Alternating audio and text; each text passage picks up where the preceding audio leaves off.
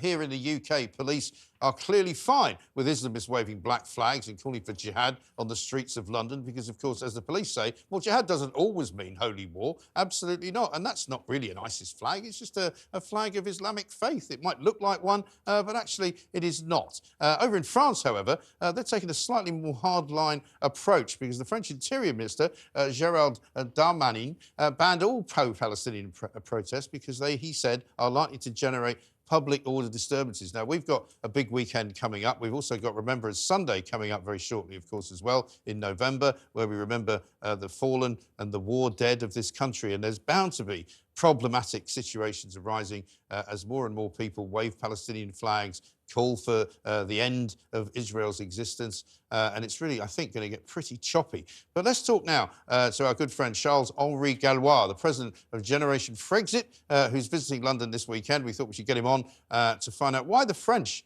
have taken such a different approach to us in the UK. Charles-Henri, welcome to the Independent Republic. Thank you very much for visiting Britain. Did you come on a boat or did you come just the normal way on the train? No, with the flight because I have to. Oh, you flew? Yeah, I have to go to Marseille then, so it's easier. Okay. Well, welcome to Britain. I hope you got in easily enough. Tell us about the French attitude, because obviously most of Europe has had much immigration from all corners of the world, really, over the course of the last 10 to 15 years, much of it from Muslim countries. You know, here in this country, we've got 4 million Muslims, a much bigger Muslim population compared to the Jewish population. You've got a very big Jewish population and a Muslim population, right?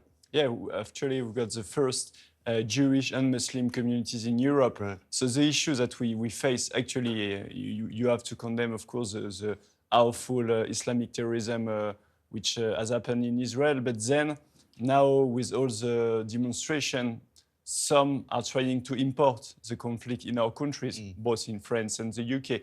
And it shouldn't be like this. Right. I think every French or British citizen should condemn the Islamic attacks. Yes. And then, of course, we have to find a solution for this. I mean, it's been for decades that there are problems between Israel and Palestine, but it's different. Palestine is not the same now with Hamas than it was before. So, of course, you cannot mix Hamas with Palestinian people, and all civil victims are really sad. But we have to find a solution, and what we need to do is not import this conflict. And I think that's why Gérald Darmanin chose to ban the protests, because some are trying to do religion war inside our countries. And I think he made the right decision. And so is that something that has happened in practice? Because sometimes these bans come in, but then they have a protest anyway. I mean, are you expecting there to be no protests in France this weekend? That's the issue with Darmanin. He talks a lot, but then when you look at the reality and the action, it does not happen. And what we have seen so far, actually, when it was banned, there were protests. And then you had the judge that broke Darmanin's decision. Yeah. I don't know if this one will be broken or not, but anyway, even when it was banned, you had some demonstrations. So that means that the French government is very weak, and the people that are demonstrating, even if it's forbidden, they don't care and they do it anyway. So that's the main issue. It means that the French government say is not listened anymore. Right. But the French police seem to be much harder on the demonstrators than we are. Here in Britain, it seems as though the police prefer to watch the march or the protest and then take lots of pictures, and then later they come back and say, oh, well, we might have to go and find these people to arrest them because they don't want to have a riot. They're frightened, basically, because we had about 100,000 people, I think, last Saturday marching through the centre of London. And the police just stood there, didn't say anything, even as they were shouting jihad, waving these flags, which, although the police said they were not ISIS flags, they looked like ISIS flags, you know, quite aggressive people. You know, by contrast, the Jewish sort of protests and vigils were very calm and very quiet, very considered, you know, and they were not moving in a way which would have been seen as in any way provocative. But we expect another big problem this weekend. I think it's total disrespectful behavior, because these people, they have been hosted by the UK. It's the same in France. Normally, they should belong to a country. They should feel British or French. You shouldn't flag. You shouldn't move any foreign flag first. And then you have to show respect to the law. You have to show respect to the people. And you don't act like this. And it's a big issue. And of course, if you can say it's not a big deal, but if you are weak, it will be worse anyway, because they will feel total impunity and they will do whatever they want. So far, you have to have a very tough behavior if you want to be respected.